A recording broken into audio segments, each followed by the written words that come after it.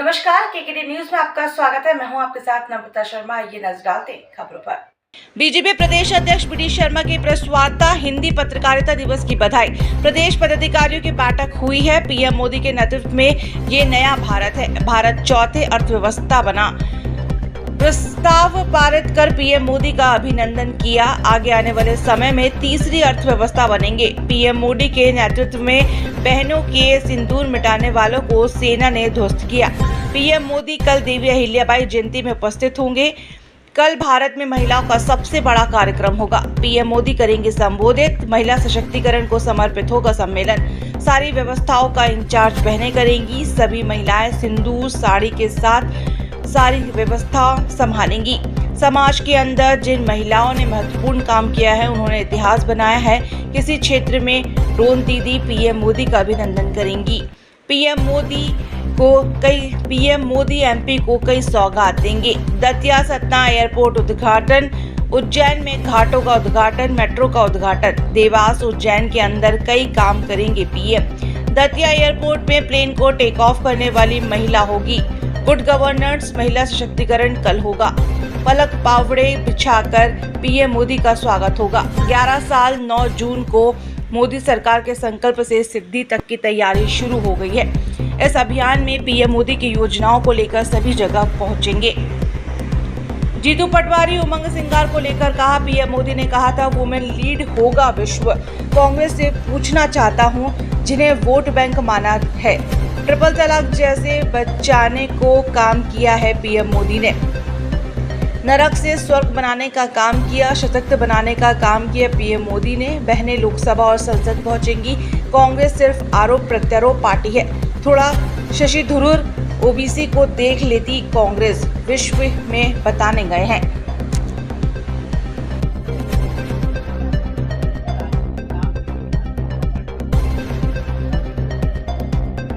ये देखिए, इस प्रकार की भाषा बोलना किसी जिम्मेदार व्यक्ति के द्वारा, इससे बड़ा दुर्भाग्य कोई हो नहीं सकता। वो महिलाएं हैं, वो मुख्यमंत्री है। मैं भी कुछ भाषा बोल सकता हूं, लेकिन हमारे संस्कार ये नहीं कहते कि हम इस प्रकार की भाषा किसी महिला के लिए, उन्हें शर्म आनी चाहिए। देश के प्रधानमंत्री के लिए, अरे तुम बताओगे क्या? ये देश जानता है।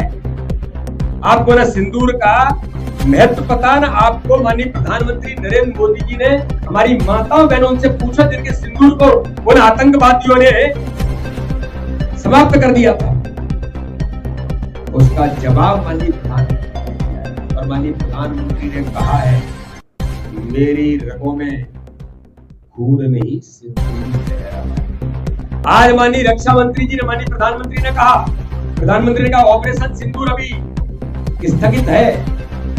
अगर कोई आंख उठाएगा तो उसका जवाब सेनाओं को अधिकार संपन्न बना करके देगा। आज रक्षा मंत्री का मैं ट्वीट पढ़ रहा था।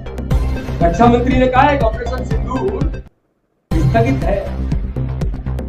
सेनाओं को हमेशा तत्पर और तैयार हमारी सेनाएं खड़ी हैं। तो ये जवाब किसी ने दिया है, और आतंकवाद को रावलपिंडी में जाकर के अगर किसी ने जवाब मेरी बहनों के सिंदूर जिन्होंने मिटाया था उनका जवाब किसी ने दिया है, तो ये तो रावलपिंडी में जाकर के माननीय प्रधानमंत्री के नेतृत्व में हमारी सेनाओं ने पराक्रम किया है। अरे शर्म करिए कि आप मुख्यमंत्री है और इस प्रकार की भाषा बोलती है। इसलिए मैं इस पर ज्यादा कुछ न कहते हुए, हमें इनके सर्टिफिकेट की जरूरत नहीं। प्रधानमंत्री मोदी जी के नेतृत्व में भारत, माननीय प्रधानमंत्री जी के नेतृत्व में हमारी सेनाएं सक्षमता के साथ जवाब दे रही हैं, और इसलिए आज पूरा देश मोदी जी के साथ खड़ा है।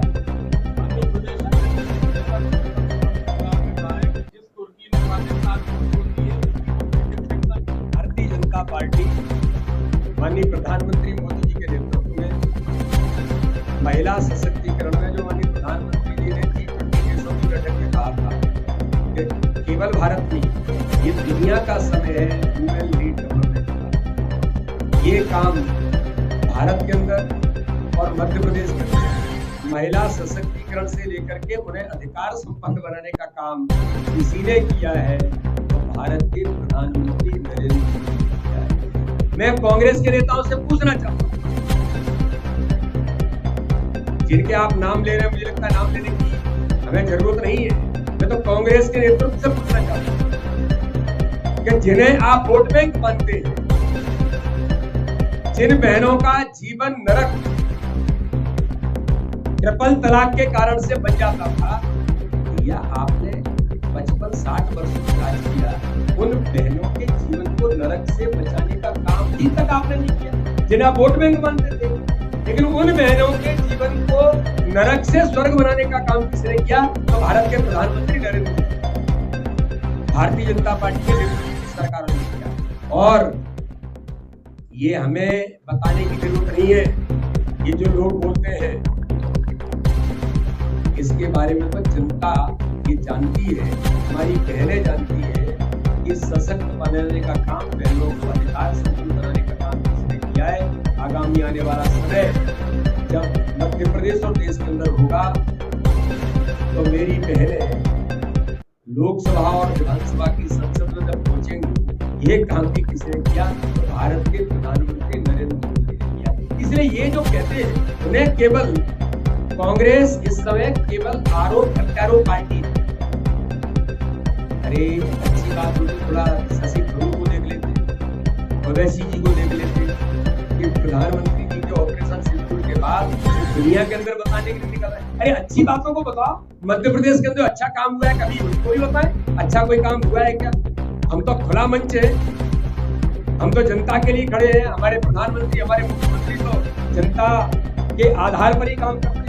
तो इसलिए ये केवल आरोप प्रत्यारोप पार्टी है, इनके पास कोई काम नहीं है। तो इस प्रकार की चीजों को बल्कि प्रधानमंत्री आ रहे हैं, उन्हें तो अभिनंदन करना चाहिए। मोदी सरकार के 9 जून, मोदी सरकार के 11 साल, मोदी सरकार के 9 जून को 11 साल संकल्प से सिद्धि तक जो पूरे हो रहे हैं, इस अभियान की तैयारी भी हमने प्रारंभ कर दी है। इसकी अलग अलग हमारी टेंशन बन रही है और हम 9 तारीख से लेकर के आगामी समय तक हम इस अभियान के दौरान भी माननीय प्रधानमंत्री नरेंद्र मोदी जी के नेतृत्व के विकास और जो मध्य प्रदेश और देश जो प्रगति के पथ पर अग्रसर है, उन सारी योजनाओं को लेकर के जमीन पर कार्यकर्ता पहुंचेंगे। अलग अलग प्रकार की चौपालें होंगी, गांव के अंदर होंगी, पंचायत में होंगी, वार्डों में होंगी, अलग अलग प्रकार के कार्यक्रम होंगे, प्रदर्शनी लगेगी, हमारे वक्ता जाकर के इन चीजों को कहेंगे, सम्मेलन होंगे। इन सारे मुद्दों पर हम ये मोदी सरकार के 11 साल संकल्प से सिद्धि तक इस अभियान की शुरुआत की हम कर रहे हैं। कल का दिन हमारे लिए ऐतिहासिक दिन है। यही बात मुझे आप सभी पत्रकारों से करना है। बहुत बहुत धन्यवाद।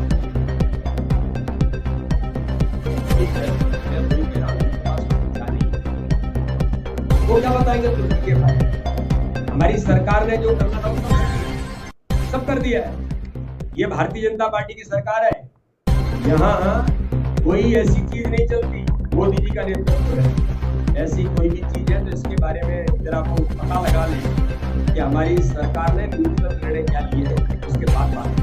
बहुत धन्यवाद। खबरों में बने रहने के लिए धन्यवाद। देखते रहिए KKD न्यूज।